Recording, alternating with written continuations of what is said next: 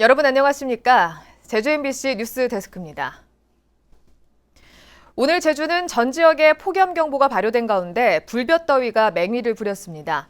제주시 구자읍 김영리 낮 최고 기온이 35.9도까지 치솟았고 서귀포시 강정동 34.8도를 기록하는 등 전 지역이 30도를 크게 웃돌았습니다. 내일도 무더위가 이어지겠고 모레 저녁부터는 비가 오겠습니다. 해안에는 내일까지 너울에 의해 높은 물결이 일겠습니다.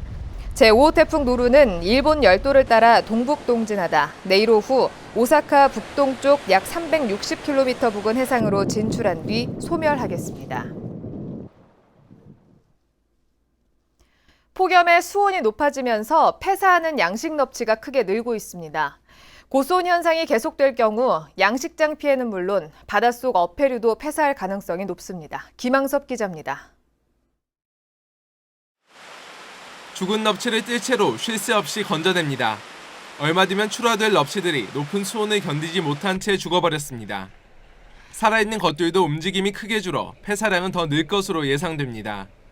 열흘 새 이곳 양식장에서 폐사한 넙치만 모두 40톤. 예년에는 한 8월 중순 넘어야 이렇게 올라오는데 오늘은 좀 빨리 오는 셈이야. 답답할 따름이죠. 연일 이어지는 폭염에 바닷물 온도가 30도까지 치솟으면서 피해를 입은 도내 양식장은 모두 8곳. 넙치 20만 마리가 폐사해 피해 금액만 6억여 원이 넘습니다. 적정 수온을 5도나 웃도는 고수온에 고기들의 면역력이 떨어져 폐사율이 급증하고 있는 겁니다. 먹이를 적게 주면서 이렇게 한다든지 그다음에 액화산소 같은 거를 넣어서 산소를 발생해가지고 고기들이 이제 생활하는데 지장이 없도록 한다든지 하는 그런 것들을 앞으로 하도록.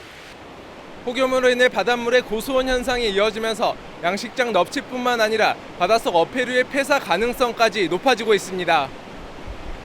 전문가들은 바닷물이 30도가 넘는 고수온 현상이 이어지면 소라나 전복 등 어패류도 폐사할 것으로 보고 있습니다.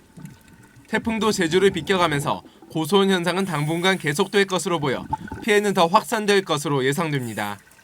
MBC 뉴스 김항섭입니다.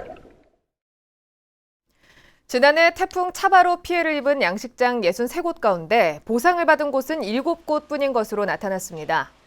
제주시에 따르면 이는 양식장 대부분이 어류 종료 입식과 출하, 판매 신고를 하지 않기 때문으로 재해복구비용 관련 규정에는 이 같은 신고가 돼야 태풍이나 폭염 등 자연재해로 인한 양식장 피해 복구비를 지원할 수 있도록 했습니다.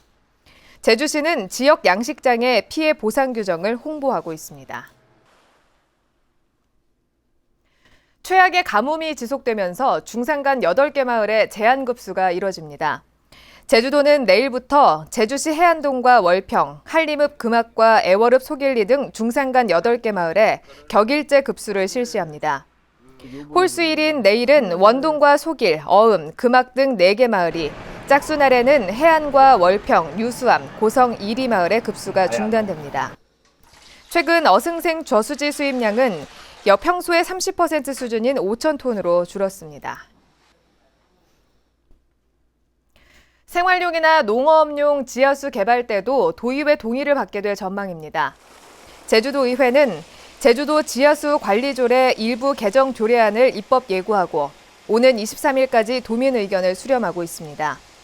개정안에는 현재 먹는 샘물 제조를 위한 지하수 개발 때 받던 도의회 동의를 생활용, 공업용, 농수축산용 지하수를 신규 개발할 때 모두 동의를 거치도록 규정하고 있습니다.